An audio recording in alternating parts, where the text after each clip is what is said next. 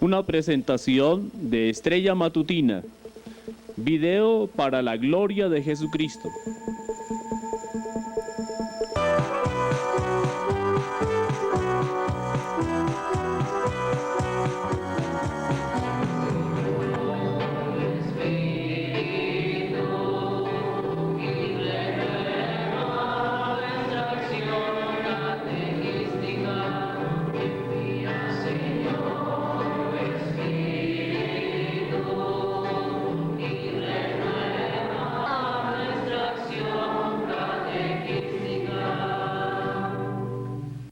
Bienvenido, y lo recibimos con mucha alegría y con mucha gratitud. Es muy importante que el Congreso sea en todo momento ubicado en el contexto de nuestro plan diocesano de pastoral, para que todos conozcan, amen, celebren y sigan a Jesucristo, único camino de salvación. Una segunda idea, me voy a referir particularmente al proyecto diocesano de catequesis. El Directorio General para la Catequesis, que nos será de gran ayuda permanentemente, trae esta que es una novedad dentro de los documentos pastorales de la Iglesia. Urgir que debe haber un proyecto diocesano de catequesis. Nosotros lo hemos venido realizando, aquí la ayuda del Instituto, de Monseñor Piñeros y de los catequistas y todo el grupo que aquí colabora en esto. Hemos logrado caminar con plan, hemos logrado caminar con un proyecto diocesano de catequesis. Sin embargo, somos los más interesados en replantear nuestro proyecto. Estamos totalmente interesados en que las luces tan importantes que nos trae a nosotros este directorio nos puedan ayudar a hacerlo más de acuerdo con nuestra Iglesia y hacerlo más eficaz en su metodología. Estamos interesados de que aquí salgan ideas que nos ayuden a concretar de una manera muy importante lo que debe ser la organización de la catequesis dentro de nuestra diócesis. La tercera idea, la tercera y la última. En el Directorio General para la Catequesis hay un capítulo que a mí particularmente me ha llamado la atención y que lo juzgo bien importante. Aún más yo lo juzgo novedoso en cuanto a las otras orientaciones que nos ha dado la Iglesia con respecto a la catequesis. Y es lo que el directorio llama pastoral de los catequistas. Pastoral de los catequistas. Pastoral de los catequistas está tomado en un paralelo con la pastoral de los sacerdotes, la pastoral sacerdotal. Nuestros catequistas, muy importante que los formemos y que haya muchos niveles, cada vez más niveles, para que tengan una mayor inteligencia de lo que es el mensaje salvador de Jesucristo. Magnífico, extraordinario. Nos podemos graduar en Biblia y en teología, magnífico, cuando yo creo que no se trata de eso. Pero el cuidado personal de los catequistas, tener cuidado de su formación humana, que va a llamar el directorio el ser de la persona, el ser de la persona, ayudarlo a madurar. No cualquier persona puede ser anunciador de la palabra de Dios hoy en día. No nos interesa una persona que viva de cualquier manera como catequista. Sabemos que esa es la peor inyección o la mejor inyección para vacunar a nuestros niños y a nuestros adolescentes y a nuestros jóvenes con respecto al mensaje salvador de Jesucristo. La formación pastoral, el tener el contexto de la diócesis, el tener el contexto del plan diocesano de pastoral, es fundamental para el catequista. No no somos, la catequesis no es una rueda suelta dentro del trabajo que hace la Iglesia diocesana. Es un elemento fundamental que tiene que ayudar a que ese gran objetivo que tenemos y a que todas esas opciones y prioridades que hemos hecho dentro de nuestro plan puedan llegar a ser verdaderamente una realidad. Que no haya meramente catequistas, sino que haya grupos de catequistas. Que haya grupos, que la parroquia pueda contar con un grupo de catequistas. Y aquí nos están llamando a nosotros a un esfuerzo de vida comunitaria, bien importante. Qué lejos estamos todavía de estar ahí en cosas importantes dentro de la diócesis. ¿Qué ha significado el Congreso y cómo lo ha visto? Mira, yo considero este Congreso realmente como un don de Dios, un regalo que el Señor nos ha hecho a la diócesis en este proceso que hemos venido sosteniendo ya desde hace casi 30 años, en formación de catequistas, en animar la catequesis en toda la diócesis, en mantener vivo ese dinamismo, actualizándolo, enriqueciéndolo con todo el magisterio de la Iglesia y aportando pues todo lo que las comunidades parroquiales han tenido como iniciación, como creatividad para cumplir la misión de llevar la palabra de Dios a todas las familias, a toda la diócesis, a todos los rincones de nuestra diócesis, y comprometiendo a los cristianos en el establecimiento del reino de Dios, en el crecimiento de ese reino, llevando el don de la salvación a todos y manteniendo en alto esa visión de la Iglesia en este momento.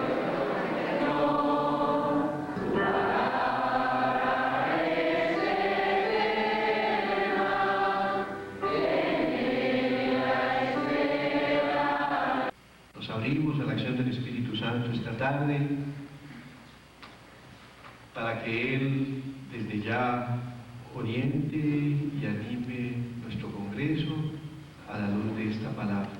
Vamos el texto, le voy a pedir al Padre Roberto que venga y proclame el texto para todos, ya que el texto del Evangelio los invito a todos a ponernos de pie. Del Evangelio según San Lucas. Aquel mismo día iban dos de ellos a un pueblo llamado Emaús, que distaba 60 estadios de Jerusalén, y sucedió que mientras ellos conversaban y discutían, el mismo Jesús se acercó y siguió con ellos, pero sus ojos estaban retenidos para que no lo reconocieran.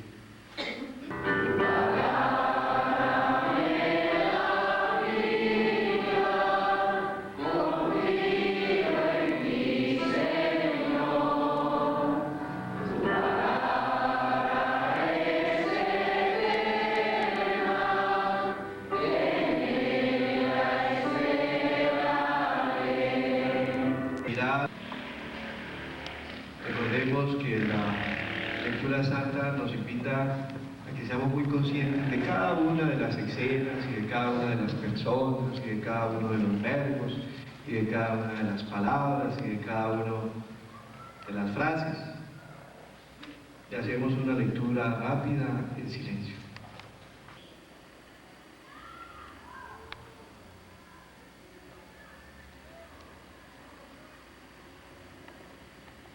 Recordarnos el texto, memorizado. ¿Quién quiere hacerlo? Primero un elenco. ¿Cuáles personas están en el texto? Pero hay necesidad de repetirlo. Si alguien lo dice, ya nosotros nos callamos la boquita y esperamos que nombren a otro de las personas. Solamente de a una el que vaya interviniendo. Fuéramos hablando de cada una de esas personas. A ver, ¿quién quisiera hablar de Cleofás? De Jesús, sino también de las otras personas. Oigan, hablemos de las mujeres. ¿Cómo aparecen aquí las mujeres?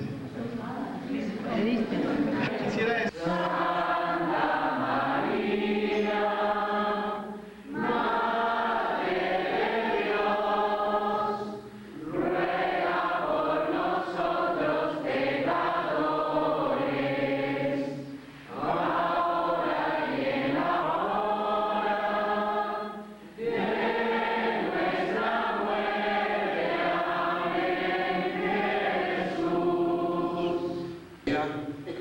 es contemplar lo que nos queda en los ojos, en los oídos, pero sobre todo en el corazón, después de haber leído, escrutado y meditado y orado la palabra. Entonces, la meditación es este resto de Congreso. Creo que lo que nos quedó en los ojos, en nuestros oídos, en nuestra vida, pero sobre todo en nuestro corazón, que el Señor quiere que esté ardiendo como el de los discípulos de Maús. Todo eso es lo que nosotros nos ayudará a tener una contemplación del Señor durante todos estos días.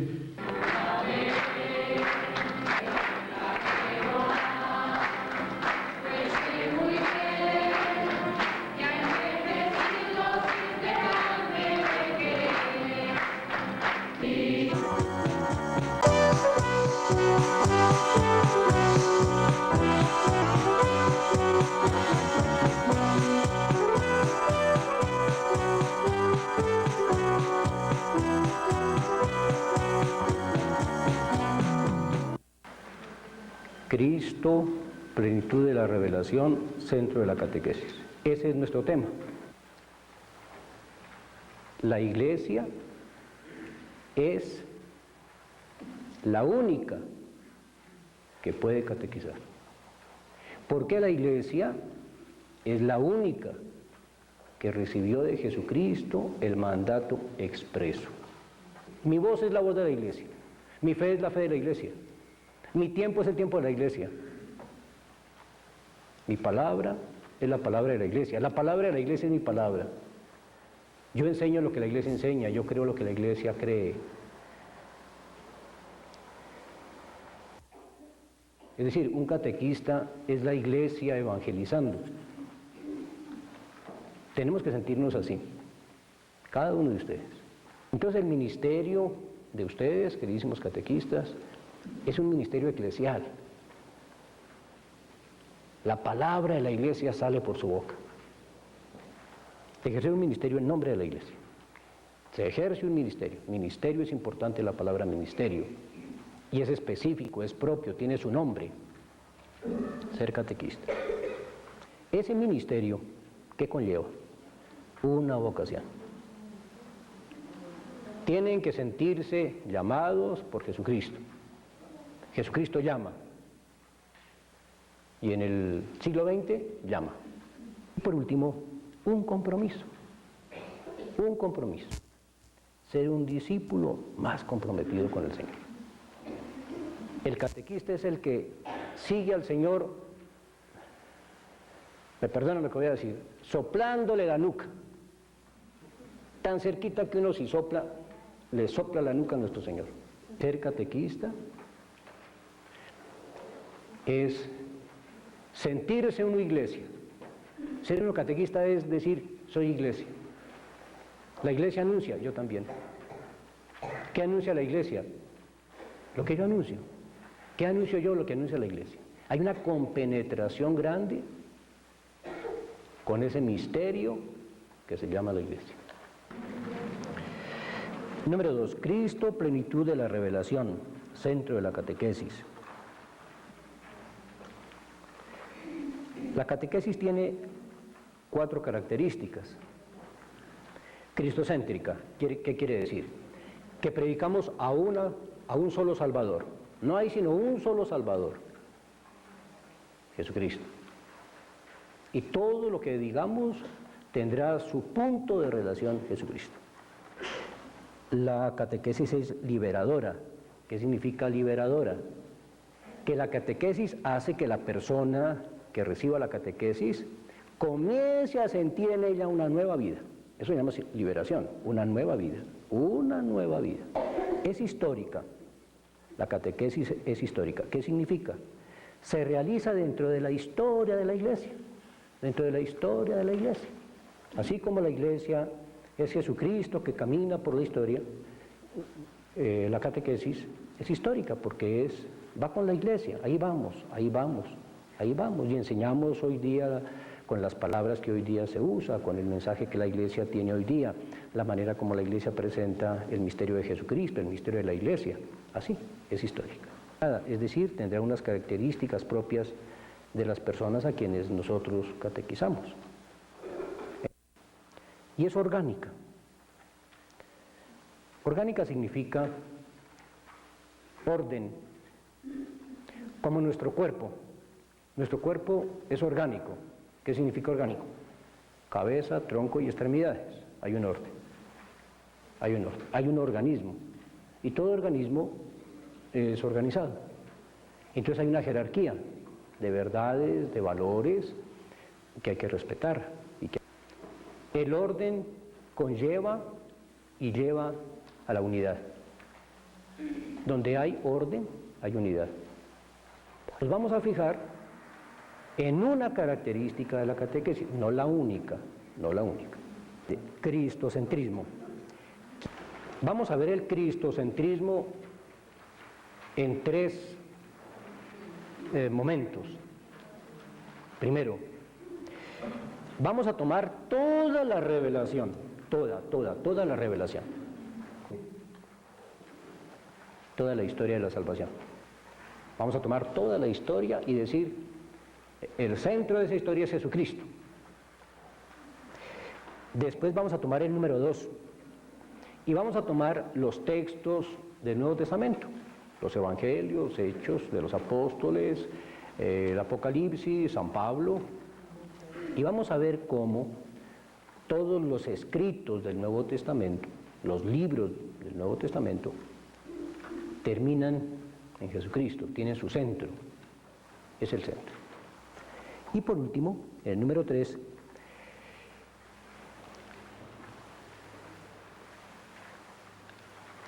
queremos motivarlos a ustedes para que Jesucristo sea el centro de su catequesis.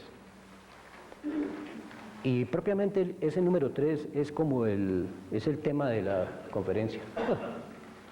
A ver, ¿cómo hacer para que hoy día yo catequista y mis catequizandos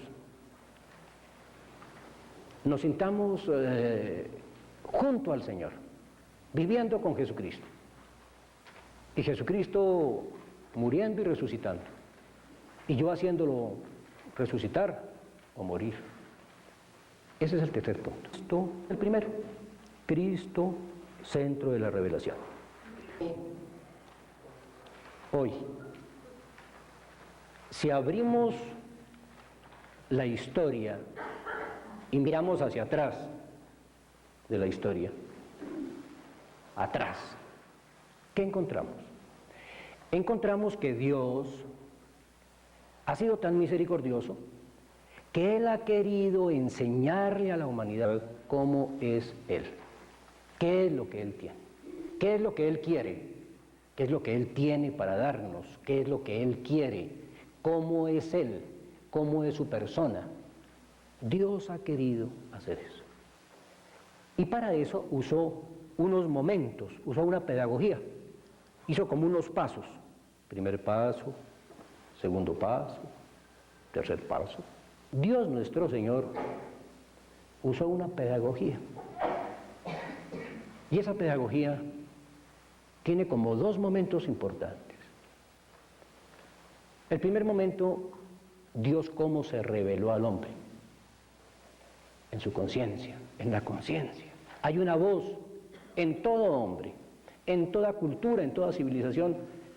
Las personas tuvieron una voz desde su interior que los llevaba como a pensar de que sobre nosotros hay algo más importante que nosotros. Es que nosotros nos morimos, nos entierran y nos acabamos.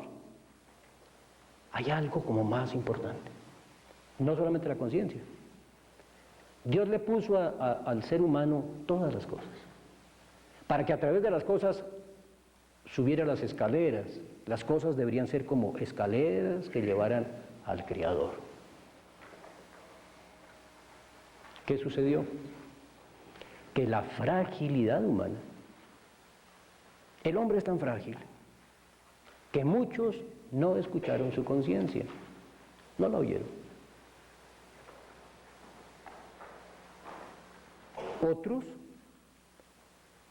tomaron las cosas y no subieron las escaleras, se quedaron en el primer escalón y adoraron las cosas. Y la humanidad no escuchó la conciencia y se quedó pegada a las cosas. Dios entonces resolvió entrar a la historia de los hombres. Resolvió comprometerse ya de una manera más, no solamente con la voz de la conciencia y con las cosas. Dios resolvió bajar las escaleras para tomar al hombre y ayudarle a subir las escaleras para que conociera cómo era él. Y ahí comienza el segundo momento de la revelación, y es la revelación ya en la historia, poniendo fechas y nombres y lugares y ciudades y acontecimientos. Y Dios elige un pueblo y comienza a ese pueblo a manifestársele, a ese pueblo, a través de personas, a través de palabras, a través de acontecimientos, a través de lugares, y tenemos toda la historia del pueblo de Israel. Acontecimientos que revelaban a Dios.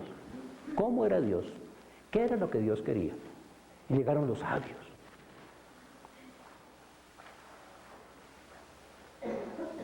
Y así, hasta el último portón, el último capítulo de esa historia, San Juan Bautista. Entonces San Pablo nos dice, Dios resolvió lo más grande, lo más grande. Ya no acompañar a un pueblo, sino ser un miembro de ese pueblo. Dios resolvió. Y ahí no solamente bajó las escaleras, sino que se hizo una persona de su pueblo. Y es la encarnación. Y aparece Jesucristo. Jesucristo aparece. Él sí. Por ser Dios va a enseñar cómo es Él, cómo es Dios. Por ser Dios tiene conocimiento perfecto de Dios. Y ese conocimiento lo abaja y lo vuelve humano, lo vuelve como nosotros. Y usa nuestras palabras, y usa las palabras las más sencillas para poder manifestar cómo es Dios.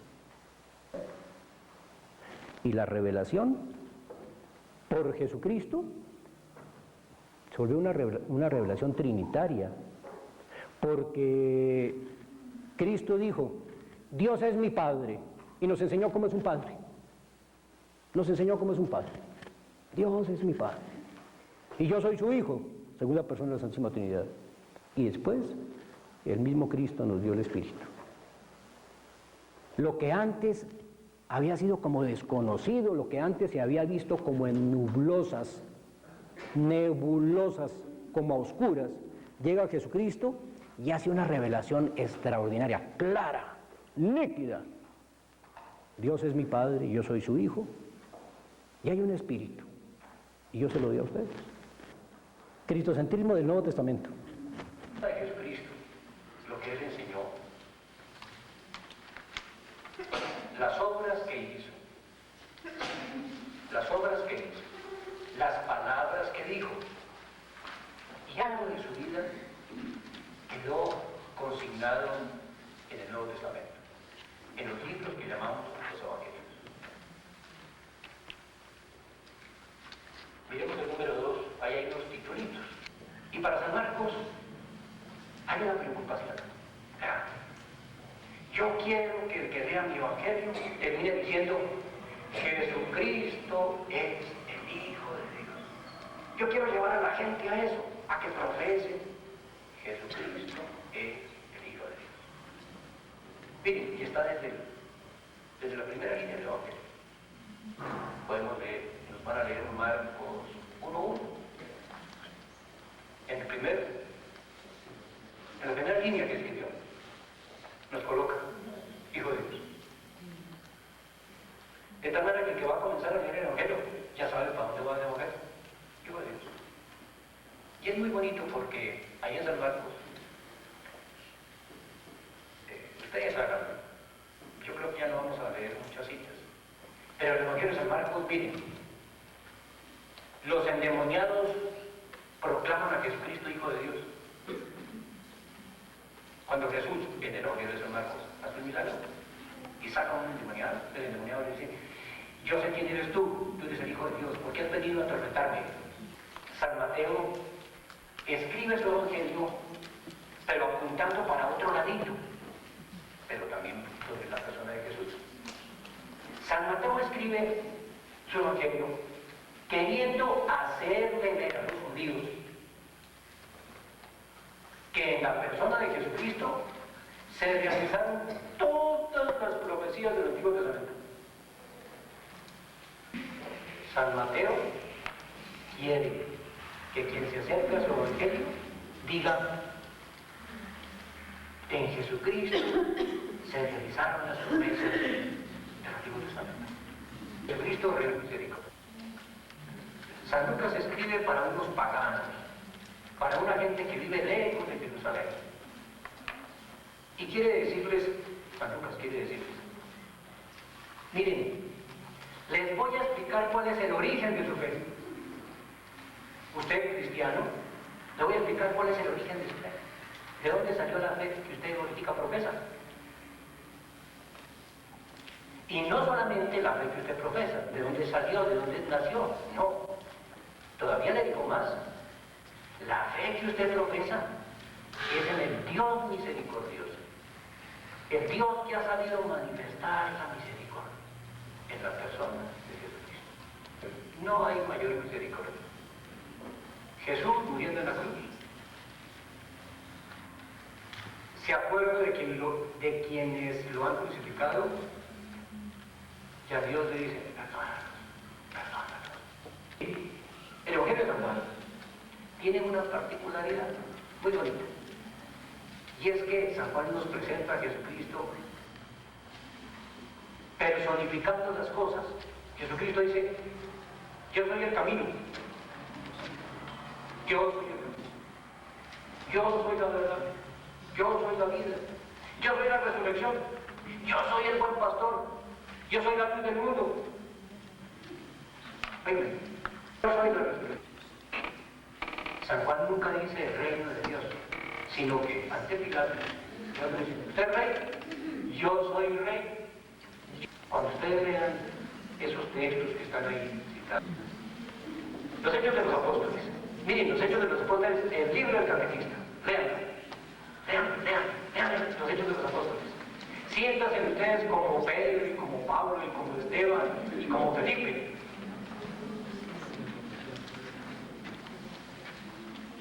Caminando, llevando la palabra del Señor, llevando al Señor su palabra.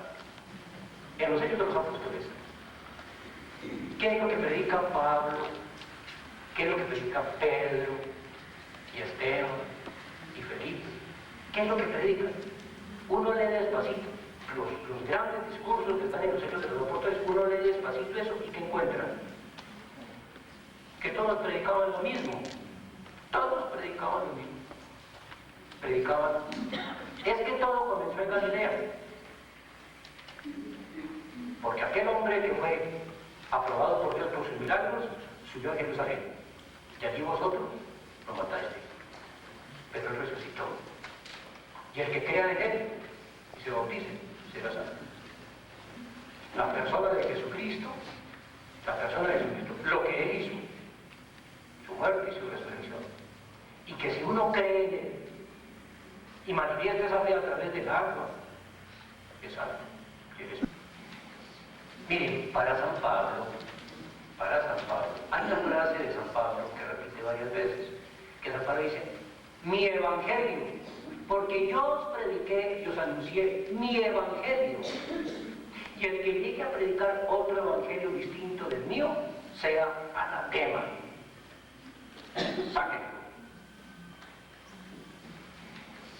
Miren, para San Pablo, hay una frase de San Pablo que repite varias veces, que San Pablo dice, mi evangelio, porque yo os prediqué y os anuncié mi evangelio, y el que llegue a predicar otro evangelio distinto del mío, sea anatema.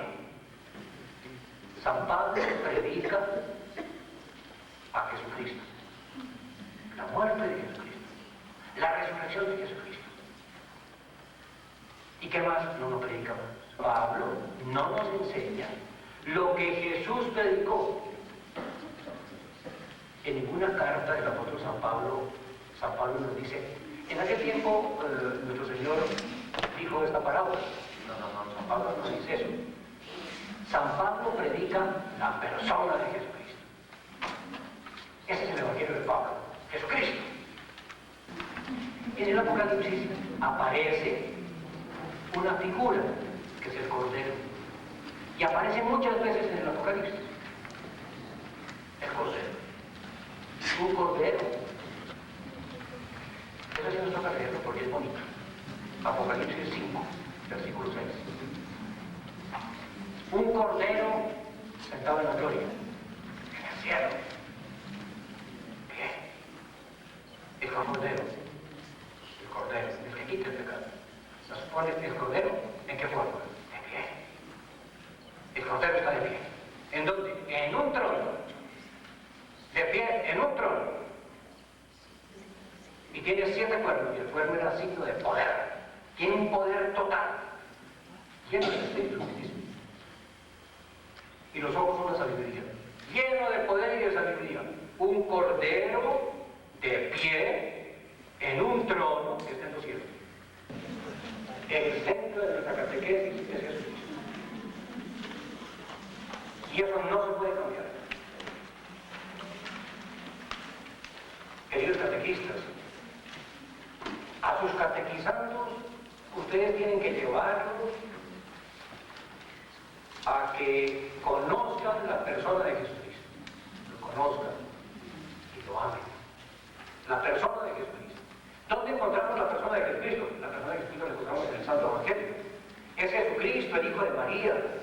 A esa persona hay que llevar a la gente, a esa persona, que lea el Evangelio, que conozca cuáles fueron las actitudes del Señor, su manera de ser, su manera de pensar, los criterios que Él tuvo ante la vida, ante la muerte, ante el dolor, ante la riqueza, ante los niños, ante los enfermos, ante Dios.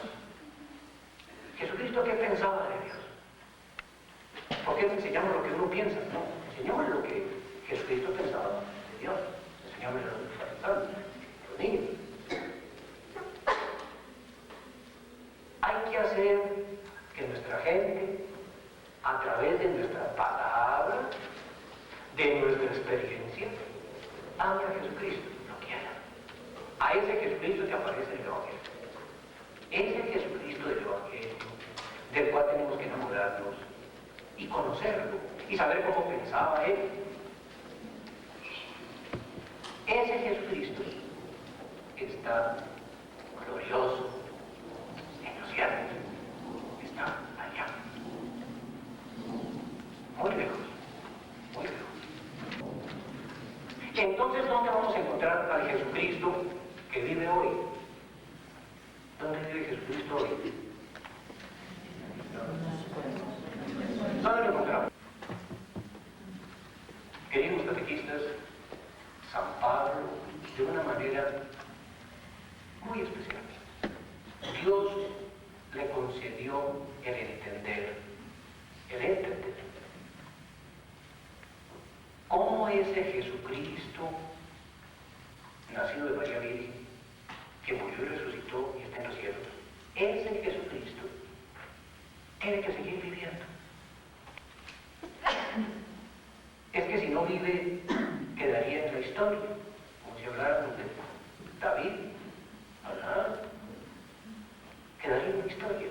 Dice Jesucristo, porque resucitó de entre los muertos y porque subió a los cielos, es la cabeza. Y nosotros, por el bautismo y por el Espíritu Santo, nos constituimos constituimos en sus miembros. Dice, el mismo Espíritu que resucitó a Jesucristo de entre los muertos, ese Espíritu habita en vosotros. El mismo Espíritu. Pero formamos una sola cosa con Él. Una sola cosa con Él. Un solo cuerpo. Unidad. Y San Pablo penetra en ese misterio. San Pablo penetra en ese misterio. Y en la carta de los Colosenses y a los Efesios termina diciendo, es que toda la iglesia es el cuerpo de Jesucristo y nosotros sus miembros. Diríamos fieles, diríamos catequistas. En la catequesis, sin olvidar al Jesucristo del Evangelio, al Cristo que aparece en Mateo, Marcos y Lucas, sin olvidar a ese Cristo. Sin olvidar lo que Él enseñó, lo que Él predicó. Hoy más que nunca, hoy, más que nunca, año del Espíritu Santo, año de la Iglesia, nuestra patria desangrándose. Hay que hacer que nuestra catequesis sea cristocéntrica. También hay que tomar el Cristo doliente. El que me duele, Queridísimos, yo no puedo explicar esto más. Cristo, cuando San Pablo dice Jesucristo es la cabeza para San Pablo, la unidad. Es la que organiza el cuerpo. Es la que organiza el cuerpo. Ninguno de los miembros guarda algo para sí. Si en tiempo de San Pablo hubiese existido la palabra célula, hubiera puesto célula en lugar de miembro. Porque cada uno de nosotros es una célula. Y la célula recibe para alimentarse ella y da para que otras células se alimenten. Y cuando la célula guarda algo para sí, se llama cáncer, se multiplica esa célula y produce cáncer. Un solo cuerpo viviente, con la misma vida, el mismo espíritu. Segundo, una gran diversidad.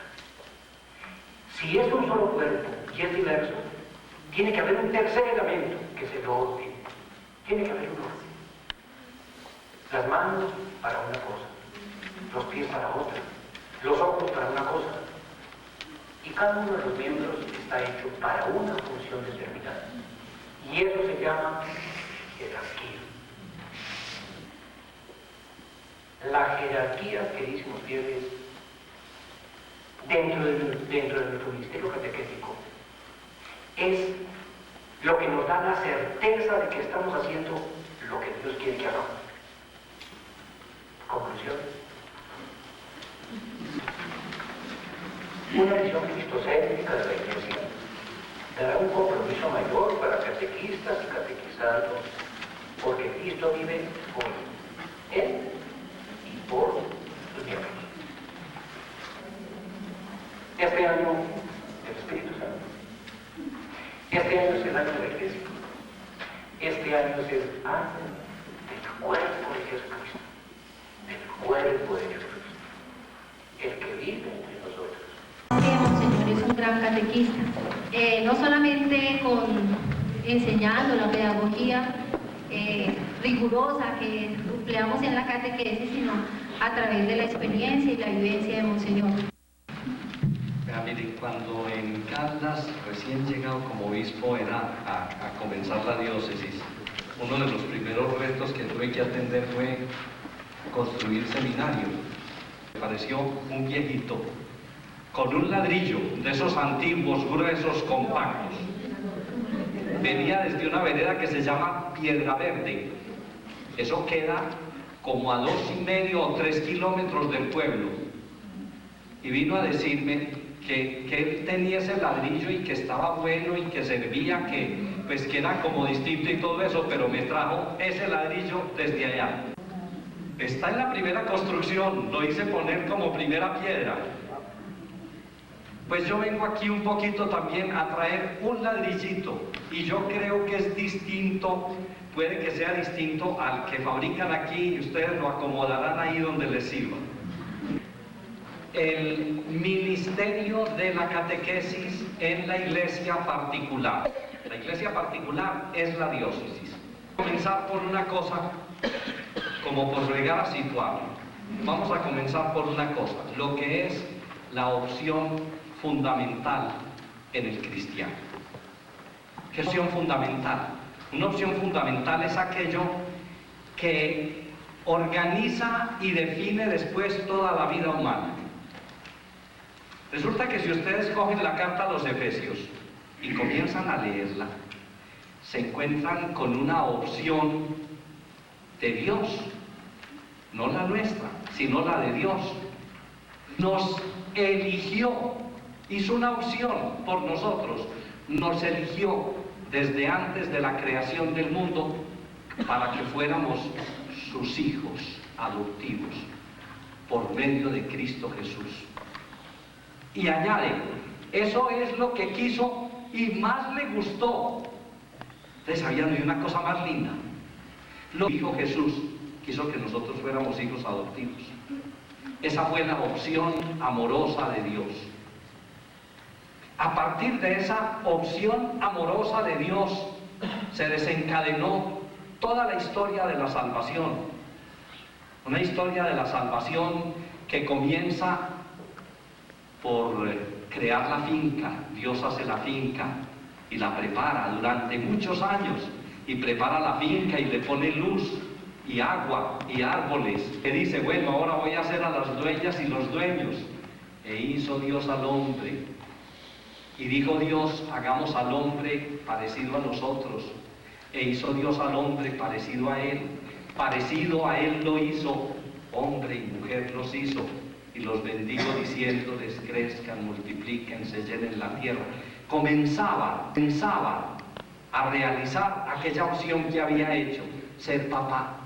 Y entonces hizo unos hijos. Y los muy sonsos, cuando llegue el diablo a decirles, serán como dioses, les dice, serán como dioses, y se tragaron el cuento. Y rechazaron su condición de hijos. Rechazaron su condición de hijos. Y la perdieron para ellos y para nosotros. Aquí hay una cosa que no se nos puede olvidar, que Dios no nos necesitaba.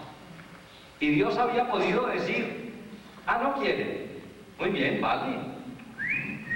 Adiós. Hago otros o no hago nada. Pero es que Él había hecho una opción.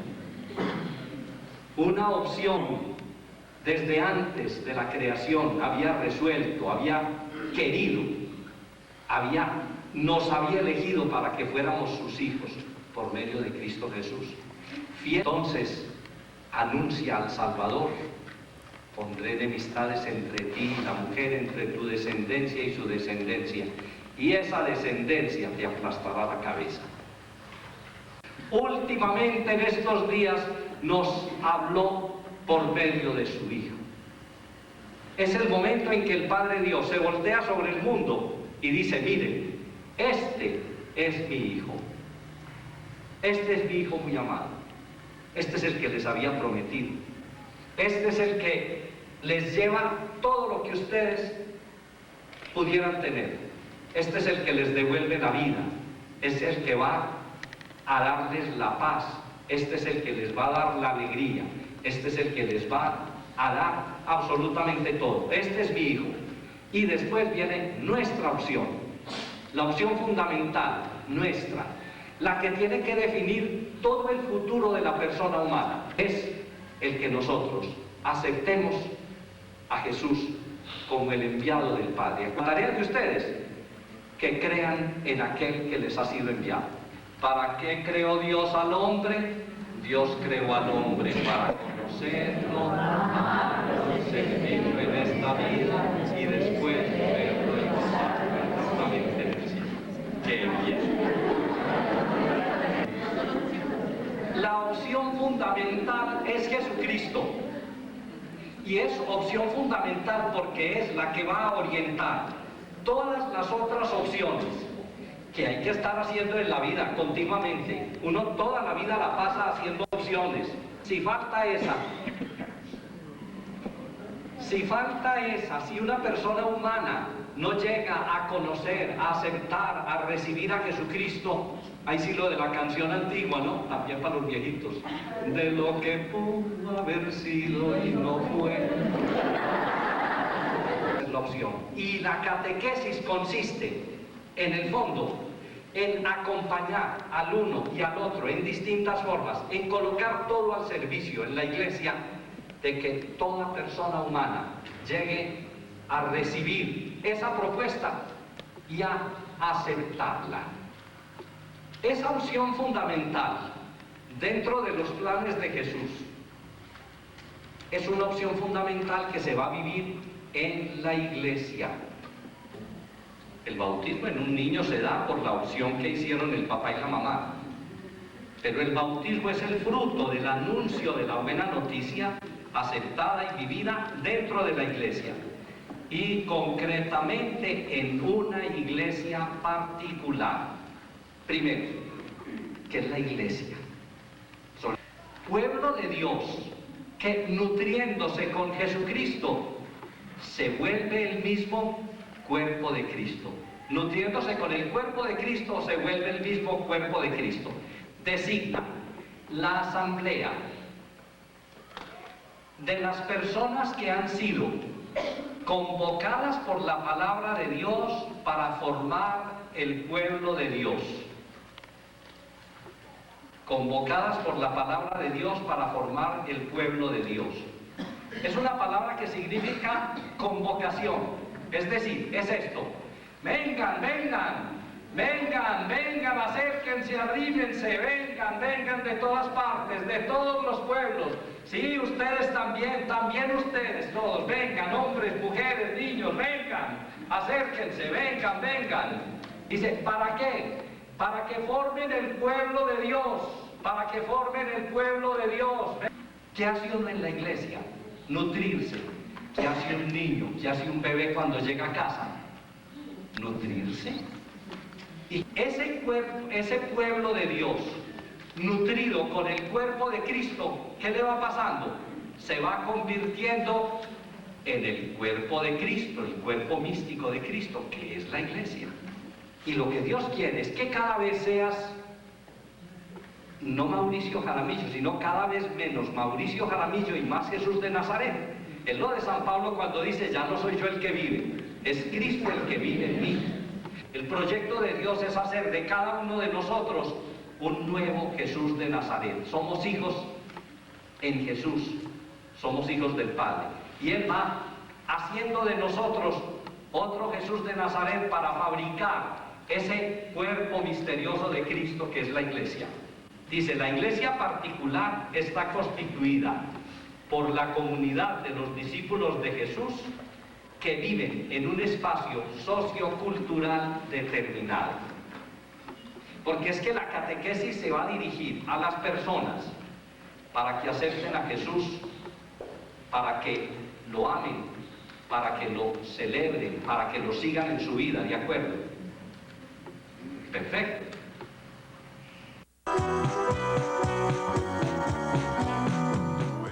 Es un servicio que usted desea prestar o acepta prestar y para el cual recibe un encargo que puede ser porque el Padre lo llamó o porque el obispo lo designó o porque usted recibió un sacramento que lo consagró para eso. Todo bautizado está llamado al apostolado, en principio. Pero la catequesis es un ministerio especial. Para el que fue llamado, la raíz de ese ministerio está en su bautismo. Si fue ordenado sacerdote, está en su bautismo primero y después en su sacerdocio. Si fue ordenado como obispo, está primero en su bautismo, después en su sacerdocio ministerial y después en su episcopado. Si se consagró como religiosa o religioso, está basado en su bautismo. Acuérdense que el bautismo es lo que vale. Cuando llegue al cielo no va a chicanear porque soy obispo. La relación de nosotros con Dios es como la relación suya cuando está cargando a su niñito o su niñita. ¿Qué le puede dar el mocosito? problemas, tal vez picos, pero no más. Usted es el que da y el chiquito recibe. Entonces, la propuesta de Dios es una oferta que se sigue haciendo y usted la sigue recibiendo precisamente en todas las cosas. En el ministerio, usted lo que ha recibido es en el bautismo y usted acepta. En el bautismo se basa el ministerio, de ahí arranca. Usted ha sido consagrado como hijo, usted fue elegido como hijo, y resulta que los demás también han sido elegidos como hijos. Usted quisiera ir a darles esa buena noticia. Quedó. Imagínense que llega alguien y dice, ¿por qué está tan malacaroso don Francisco, el de allí? Ay, no, como que malacaroso, que no sabe lo que pasó. Es que vea, pasó esto y esto y esto, hizo esta y esta y esta y esta, ¿no? Es que el tipo dentro de 15 días sale a remate todo lo de él. Por eso es que está tan triste, no llorar. Entonces va a la caja agraria y dice, a ver hombre, sáquenme la cuenta de don fulano de tal que yo voy a pagar. ¿Cómo así? Sí, yo voy a pagar, sáquenme la cuenta. Le sacan la cuenta con intereses y todo, 43.500.000 pesos. Y el rico paga 43.500.000 pesos. ¿Qué más hay que hacer? No, llamen a don Francisco para avisarle y para que venga a firmar aquí. Ahí vamos. Ya puede pasar. A ver, todos los empleados, entonces avísenle pues a don Francisco. Todos los empleados, todos ustedes, avísenle pues a don Francisco. ¿Qué puede pasar? Pueden pasar muchas cosas. Primero, puede pasar que cada uno dice, que le avise otro. Yo no, pues que le avise otro. ¿No será que nos ha pasado eso? Y el pobre don Francisco allá sufriendo, sin saber lo que dice el capítulo 5 de la carta a los romanos. Estamos en paz con Dios. No sabe que está en paz con la caja agraria. Y sigue sufriendo. Y sigue sufriendo porque resulta que cada uno diga, no, que le digan los curas. Y los curas, no, pues que le digan los catequistas. Y los catequistas, no, pues que le digan las monjas. No, es que eso le toque al papá y la mamá. No, es que lo que le tiene que avisar. Y nadie le avisa. Esa es una primera posibilidad. Van a darle la razón, pero se la dan mal dada. Don Francisco, que mire que de la caja agraria le mandan decir que vaya allá. ¿A qué diablos voy a ir? Yo ya sé que me van a quitar todo, pues ¿a qué voy a ir? Pues que le dieron la razón mal dada. Es que esa no era la razón. Es que la razón que le habían mandado decir era, mire, allá llegó un tipo y pagó por usted. Vaya a agradecerle y a firmar, para que no se vuelva a meter en ese lío. Hay otra posibilidad. Le dieron la razón y se la dieron bien dada, pero no la creyó. Dice, ¿qué va? Me creía a mí tampoco que alguien va a pagar sin cómo le ocurre. O puede pasar lo que tiene que pasar, señoras y señores catequistas, que nosotros llevemos la razón bien dada y hagamos lo posible para que nuestros niños, nuestros jovencitos, nuestras jovencitas, nuestros campesinos, nuestros ciudadanos, todo el mundo oiga la razón. La razón es, usted está en la olla, estaba en la olla, y Jesucristo vino desde el cielo a la tierra para que usted pudiera ir de la tierra al cielo. Él vino y pagó su deuda, usted está en paz con Dios. Usted fue hecho hijo, camine, vea, camine, le explico bien el cuento. Eso es lo que nos toca, eso es ser catequista. Y esa obligación nace primero de que nosotros ya recibimos la buena noticia, como hay que no se la vamos a dar a los demás. El ministerio de la catequesis en la Iglesia, en el conjunto de ministerios y servicios con los que la Iglesia realiza su misión evangelizadora, el ministerio de la catequesis ocupa un lugar destacado. Cuando alguien es catequista, es por lo tanto un ministro, un servidor de la Iglesia y para la Iglesia, para que la Iglesia pueda cumplir con su misión evangelizadora. El que obra como catequista obra en nombre de la Iglesia. Eso no es porque se le antojó a él. Él es parte de la Iglesia, porque para hacer lo que la Iglesia tiene que hacer, que es evangelizar, y preocupado porque de todos modos le entiendan la razón. De todos modos le entiendan la razón. Y si no pudo en una forma, pues tiene que intentar otra. ¿Por qué? Porque el catequista es alguien que está tragado de Jesús. Enamorado de Jesús, tragado de Jesús, agradecido con Él, encarretado con Él. No es, eso dijo Él. No, es a tiempo y a destiempo. ¿Por qué no me entendería? ¿Qué pasaría? ¿Duro de corazón o mal maestro? ¿Qué fue? Le di mal ejemplo, no está viendo en mí, eso no lo está animando. Algo pasa, pero yo no me puedo entregar simplemente porque no me hacen caso. Esta tiene que ser primero un discípulo de Jesús. Y a partir de ahí es que nace su ministerio. ¿Qué características tiene ese ministerio? Miren las características principales. Es un servicio único, pero realizado por muchos. Un servicio único, pero está realizado ese servicio por muchos. Cada uno según su condición dentro de la iglesia. La catequesis es un servicio necesario. Esa es la explicación del número 219 del directorio. Si usted tiene zapatos o no tiene zapatos, ese es un problema suyo. Pues si usted tiene cabeza o no tiene cabeza, ese problema se traslada. Entonces, esto es un servicio necesario en la iglesia. No se puede entender una iglesia que crece sin catequesis, que se mantiene sin catequesis, que vive la fe sin catequesis. Una tercera característica: la catequesis es un servicio de iglesia, no de los individuos. Puede ser un individuo el que lo esté haciendo, pero es un servicio que presta la iglesia. Y cuarto, la catequesis en la iglesia es un servicio con carácter propio. Es distinto al servicio de la liturgia, es distinto al servicio de la pastoral social, es distinto al servicio de la economía, es distinto. La catequesis es otra cosa. ¿Quiénes son los ministros de la catequesis en la iglesia?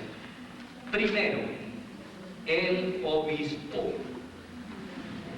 Primero, el obispo. El obispo, y no es porque yo sea obispo, el obispo es cabeza en la iglesia particular. Sin el obispo no funciona, no deben funcionar según el querer de Jesús, no deben funcionar las cosas nunca en la iglesia. Hace que la iglesia crezca, se fortalezca, que el Señor Jesús sea conocido, recibido, aceptado, amado, seguido, es precisamente que la cabeza esté dirigiendo, coordinando todo el crecimiento. Es decir, el sacerdote en la parroquia, ¿qué es lo que hace? El sacerdote en la comunidad cristiana, ¿qué es lo que hace? Las veces de hermano mayor, como Jesús en medio de la familia. Y él está encargado precisamente de coordinar, de aunar, de discernir un poco los diferentes carismas como colaborador del obispo, para que todo contribuya al crecimiento del cuerpo de Cristo, que es la iglesia. Los padres de familia. ¿De qué les viene a los padres de familia por sacramento el ser catequistas? ¿Qué nombre le van a poner al niño? Luis Antonio. Muy bien. ¿Qué piden ustedes para Luis Antonio? La fe o el bautismo. ¿Se comprometen ustedes a educarlo cristianamente? Sí, nos comprometemos. ¿Qué hace cuando se consagra el amor entre los dos esposos? Se los consagra para el amor, y al consagrarlos para el amor, se los consagra para que teniendo hijos en la tierra le den hijos al cielo, para que los eduquen cristianamente, es decir, para que los lleven a aquello para lo que Dios los hizo. ¿Y para qué fue que los hizo? Para conocerlo, amarlo y servirlo. Entonces, los padres de familia son catequistas natos por el sacramento que recibieron, no solo por el bautismo, sino que por haber recibido el sacramento del matrimonio, recibieron la responsabilidad y el ministerio de educar cristianamente a los hijos. Los religiosos son un signo, deben ser un signo en medio de la sociedad, son profesionales del Evangelio. Ellos con su vida y también con su palabra deben estar mostrando el nuevo reino. Y los laicos, cuya vocación toda brota del sacramento del bautismo, se fortalece con el de la confirmación para ser hijos de Dios y testigos de Jesús entre los hermanos. Con muchas cosas. Es que Dios se vale, miren, Dios se vale de todas las cosas normales para llevar a una persona a hacer lo que quiere. Uno no necesita que Dios se le aparezca, que se le pare el Espíritu Santo va a decir, te quiero para catequista. No, resulta que es que le gusta el trabajo, por ejemplo, con los niños, o le gusta enseñar, es que le gusta leer la palabra y explicársela a otros, es que le gusta el trabajo con la comunidad. Ese es el comienzo. Yo pienso que es clave el papel del catequista frente a la persona que va a catequizar. Es el que conoce a Jesús y lo va a presentar a quien no lo conoce. El catequista lo que hace es hablar. El catequista lo que hace es hablar de lo que él ya tiene, presentar a Jesús y hacer que así como yo lo amo, lo ame él. Eso es claro, eso lo entienden ustedes. El catequista lo que hace es hablar de lo que él ya tiene, presentar a Jesús y hacer que así como yo lo amo, lo ame él. Pero precisamente hacia la época de la confirmación llega el momento en que, esa es la labor del catequista, en que Jesús se va a presentar delante de muchachito o muchachita, de la jovencita o jovencito que preparamos para confirmación, y nosotros le vamos a ayudar a que él oiga que Jesús le dice, como al ciego de nacimiento en el capítulo 9 de San Juan, dice, ¿crees en el Hijo del Hombre? Y el muchachito no va a decir quién es Señor para creer en Él, sino que eso es lo que yo he hecho, enseñarle quién es Él, para que el muchachito o muchachita en ese momento, por primera vez como persona grande, ya no diga, no, pues mi papá sí cree, mi mamá, no, tú crees. Y él le pueda decir desde su condición de muchacho o muchacha, sí, Jesús, yo creo en ti. Yo creo en ti, yo te escojo a ti, yo te acepto a ti, estoy dispuesto a poner mi vida en tus manos, es mi opción fundamental, yo voy a organizar toda la vida, voy a divertirme como me digas tú, voy a pensar como me digas tú, voy a amar como me enseñas tú, voy a vivir como vives tú, yo voy a hacer tu camino.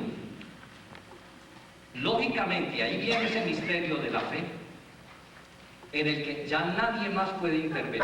Ahí está la libertad de la persona. ¿Me aceptas? Esa es la fe. Yo puedo rezar, yo puedo haber preparado todo, yo lo puedo haber dado ejemplo, yo puedo haber hecho todo, y ahí hay un misterio, y es que la fe es un regalo de Dios. Es un don que viene de Dios. No fueron ustedes los que me escogieron, fui yo el que los escogí. Entonces uno como catequista ve con dolor cómo a veces determinada persona a la que uno la llevó hasta donde uno la podía llevar, el otro punto, y de ahí para adelante oración. Acuérdense, catequistas, que uno le habla a la gente de Jesús, pero hay que hablarle a Jesús de la gente. Las personas, yo creo que ustedes tienen claro lo que hay que hacer, pero a mí me parece que si están pensando en el proyecto diocesano y en los proyectos parroquiales, hay que pensar un poco en el problema real que estamos viviendo. ¿Cuál es el problema real que hay en el país? Un país que está olvidando rápidamente los valores cristianos. Imagínense ustedes que aquí encontraran un charco ¿Qué se puede hacer? Ir por un trapero y secarlo. Y vuelve y aparece el charco, hay que volver a secar. Y vuelve y aparece el charco, hay que volver a secar. A lo sumo se me va a ocurrir poner una ponchera para que reciba la gotera. ¿Por qué no remiendo más bien la gotera? Hay que trabajarles a la gotera. Si no, aquí me muero haciendo... Entonces, nosotros vemos que la sociedad como que se va derrumbando. Realmente, ¿qué es lo que está pasando? Los valores de la sociedad están cambiando, están perdiendo el puesto, están siendo sustituidos. No recuerdo, no se usaba.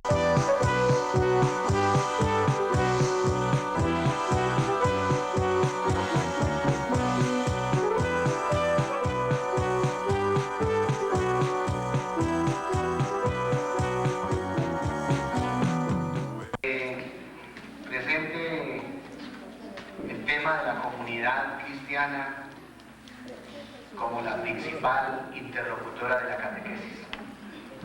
Y decía esto el documento de Puebla. Decía, la obra evangelizadora que se realiza en la catequesis exige la comunión de todos.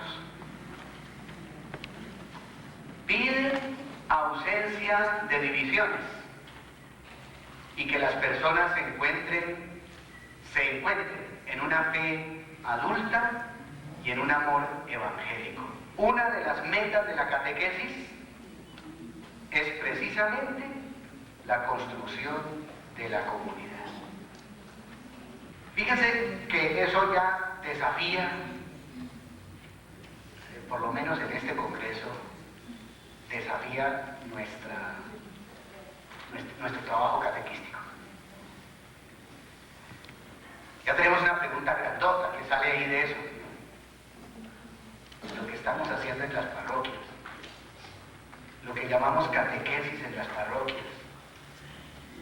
con propiedad o con menos propiedad, está construyendo la comunidad. Bien.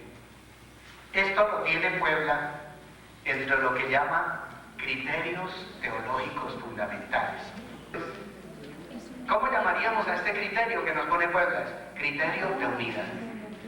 Los catequistas no pueden estar divididos, los catequistas tienen que pensar en comunidad, los catequistas no pueden sembrar división, los catequistas cuando trabajan en su catequesis tienen que estar buscando la unidad en su comunidad parroquial.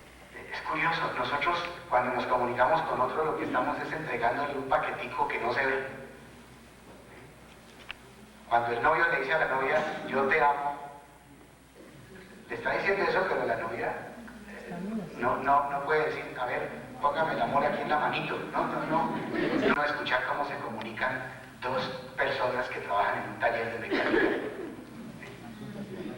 De dos personas que trabajan en la Casa Cural de la Basílica del Santo Cristo de Guaté. Porque nuestro medio sociocultural, nuestro espacio sociocultural es diferente. Ahora vamos a pensar en esa palabra de nuestro título, la comunidad cristiana. ¿Recuerdan que lo fundamental de nuestra fe cristiana es Jesucristo resucitado, ¿no? Murió para resucitar. Pero resulta que nosotros somos ahora la presencia del Señor resucitado. Jesucristo quiso seguir en comunicación con el mundo, con su gente, con nosotros. Entonces dejó un medio donde seguirse dando, seguirse entregando, y donde poder ser recibido, y a través del cual poder recibir lo que el mundo y la gente del mundo le damos y le ofrecemos.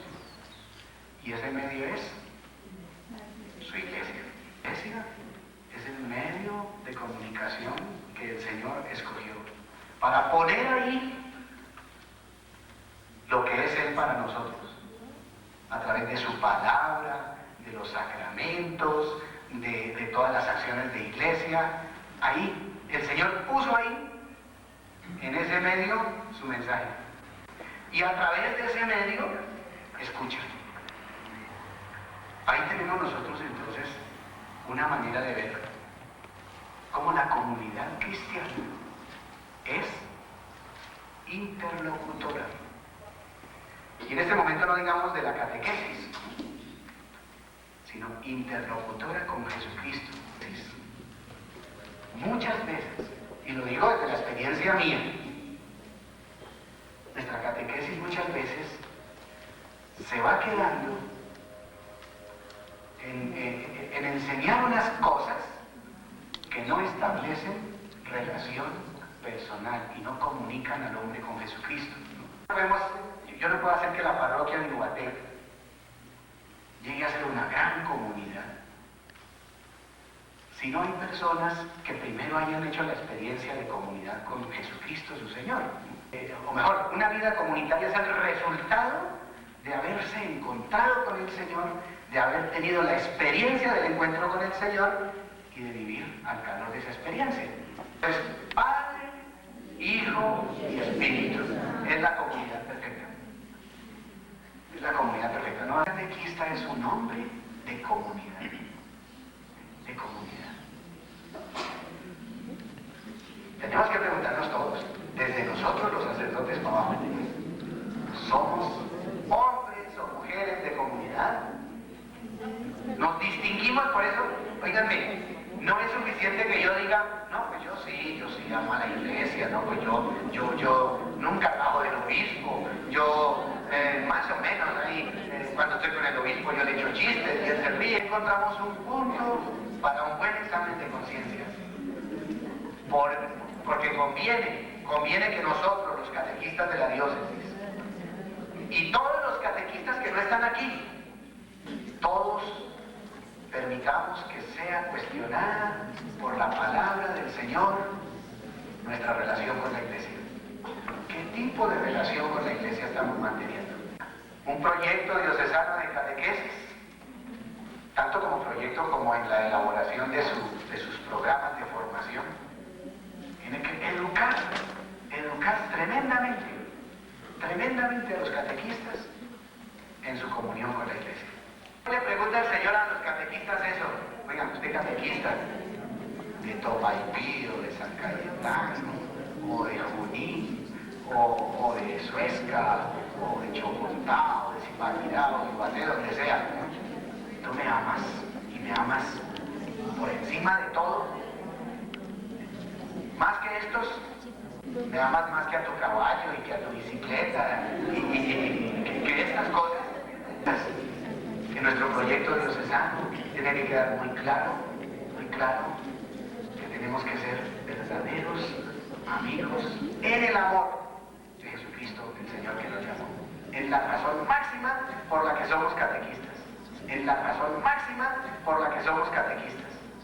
Porque nos invitó a su pueblo desde el bautismo, como dice Pedro en su carta, para que, trasladados de las tinieblas a su luz maravillosa, proclamemos ante el mundo esa maravilla. Otro aspecto en relación con el catequista siente y vive la comunidad. Nosotros tenemos que sentir lo que está pasando en nuestra iglesia diocesana. Tenemos que sentirlo. Nos tiene que doler lo que le duele a una parroquia o a 20 parroquias o a 15 parroquias. Nos tiene que alegrar lo que nos alegra a ellos. Todos estamos para vivir y sentir en comunidad. Los catequistas han de ser formados para vivir en la comunidad. Para vivir la unidad con la que está marcado su mismo ser de miembros de la iglesia. Conocen la vida y la historia de su comunidad porque están insertos en ella. Viven en ella y sienten sus gozos y sus esperanzas como cualquier mortal. Peligrosos son los catequistas anestesiados contra lo que le pasa a su pueblo.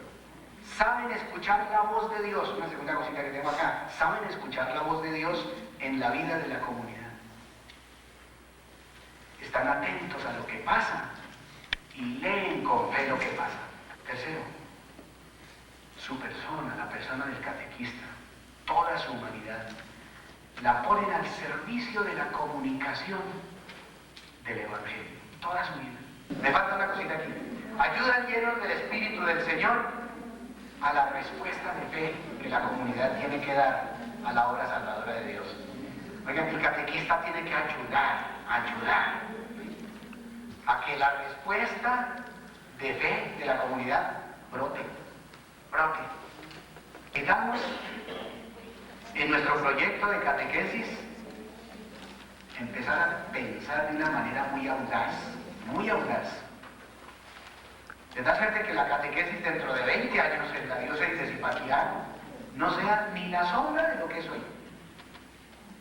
Pero para eso necesitamos empezar a pensarla ya. ¿Cómo hacer verdaderos procesos de catequesis que ayuden a construir verdaderas comunidades cristianas como las del comienzo?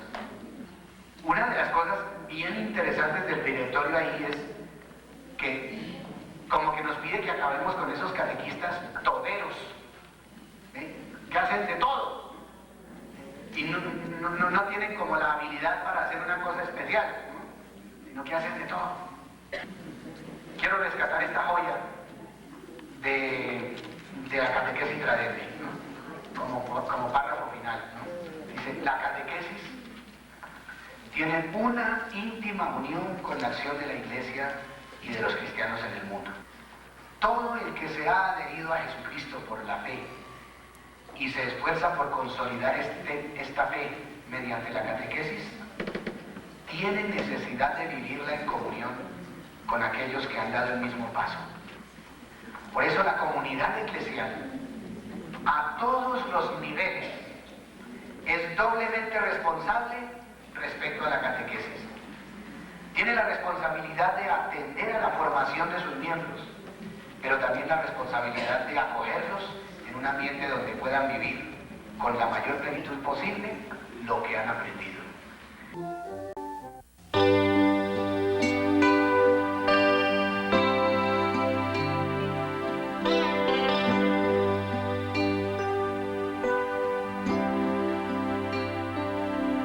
Señor, toma mi vida nueva antes de que la espera desgaste años en mí. Estoy dispuesta a lo que quieras, no importa lo que sea, tú llámame a servir. Llévame donde los hombres necesiten tus palabras, necesiten mis ganas de vivir. Donde falte la esperanza, donde falte la alegría, simplemente por no saber de ti.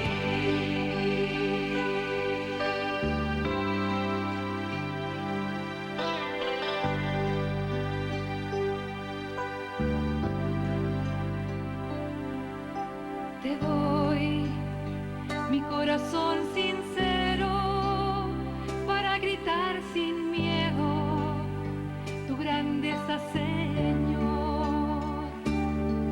Tendré mis manos sin cansancio, tu historia entre mis labios y fuerza en la oración.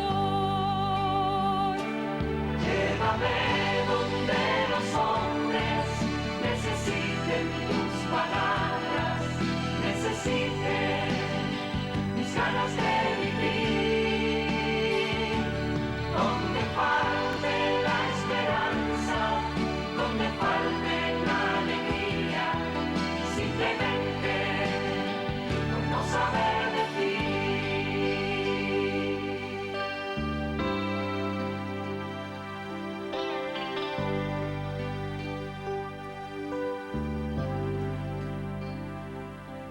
Y así en marcha iré cantando, por calles predicando lo bello que es tu amor.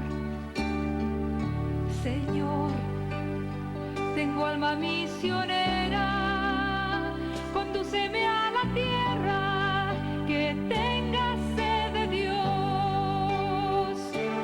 Llévame donde los hombres necesiten tus palabras, necesiten mis ganas de vivir, donde falte la esperanza, donde falte la alegría, simplemente por no saber de ti. Llévame donde los hombres necesiten tus palabras, necesiten mis ganas de vivir, donde falte la esperanza, donde falte la alegría, simplemente por no saber de ti.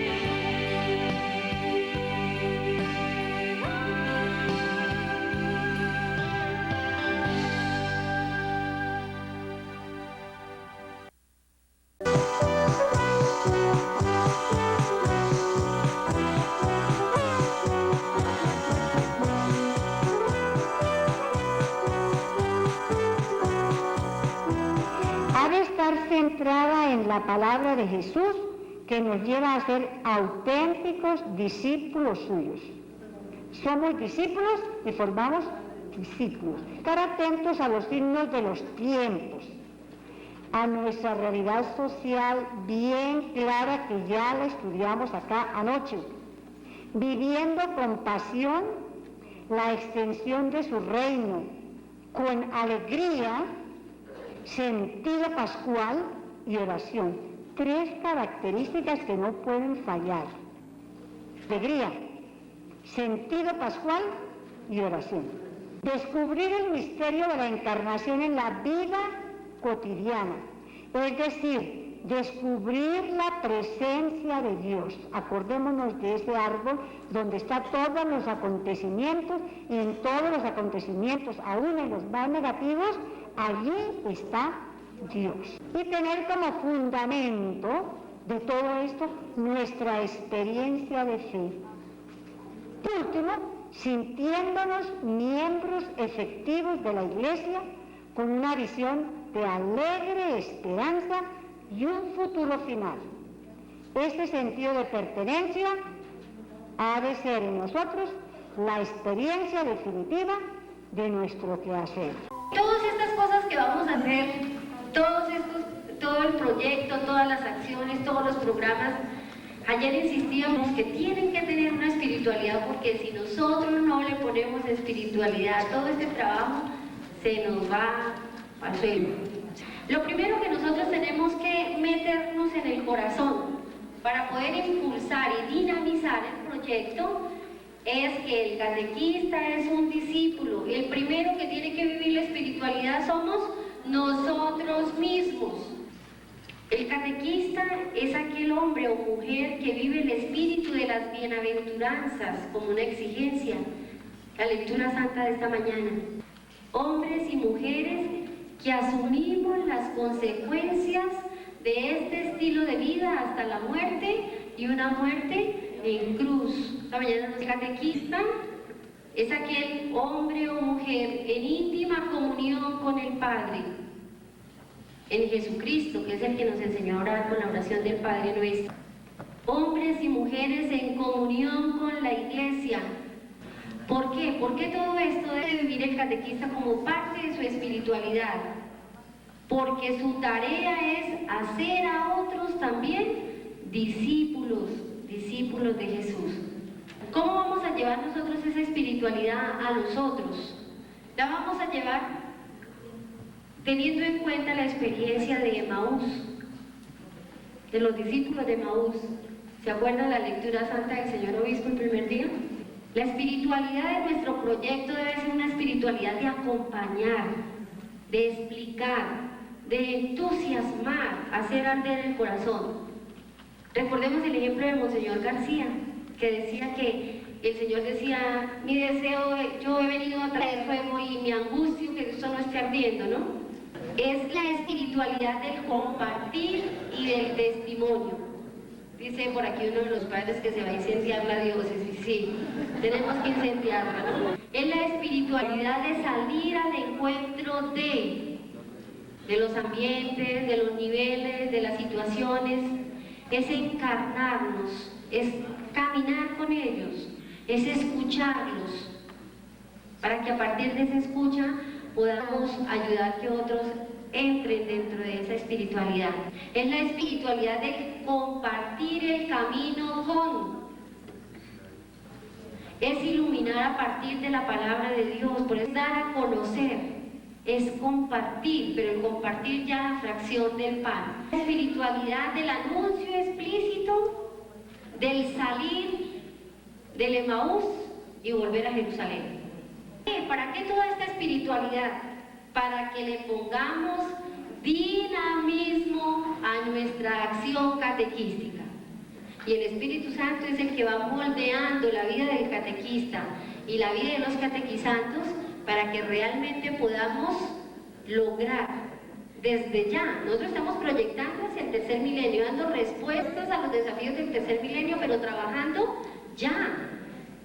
Concretar las estructuras que fortalecerán el proyecto diocesano de catequesis, estructuras. Si nosotros a todas estas acciones y todo esto que queremos hacer no le ponemos una estructura, unas ayudas, va a ser un poquito difícil el trabajo.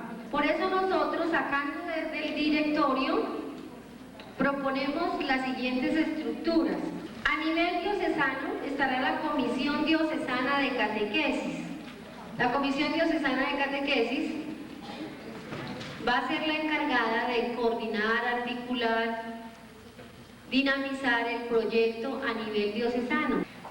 Pero como la diócesis es tan grande, ¿sí?, vamos a trabajar una estructura pequeña a través de las vicarías, que el lazo o el medio de comunicación entre la Comisión Diocesana y las parroquias sean unos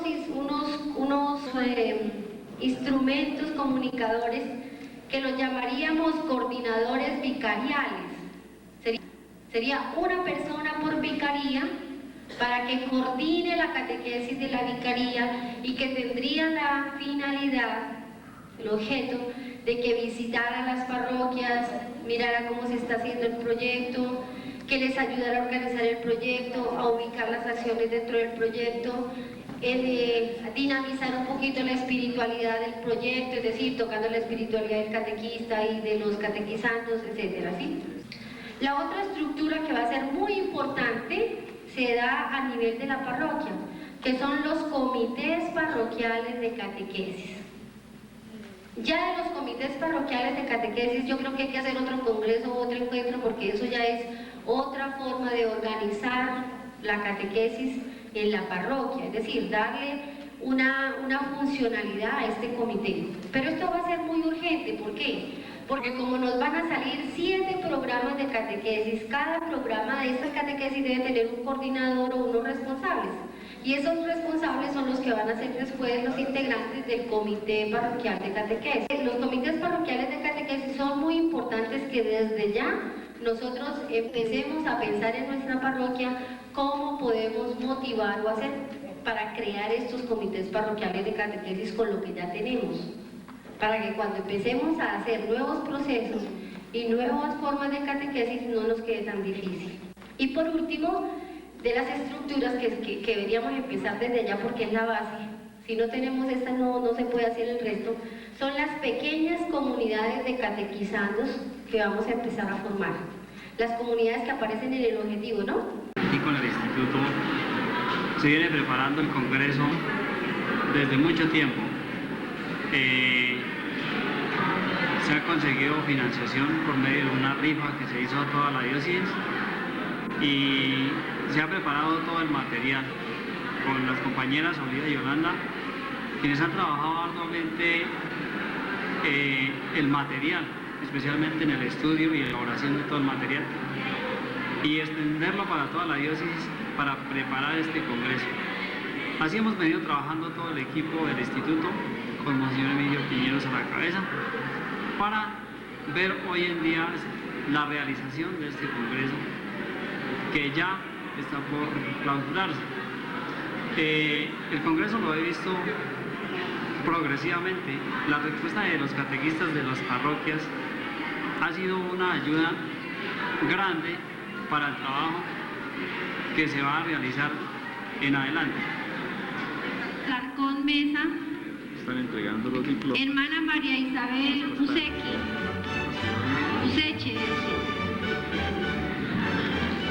Bárbara Lucía Velandia,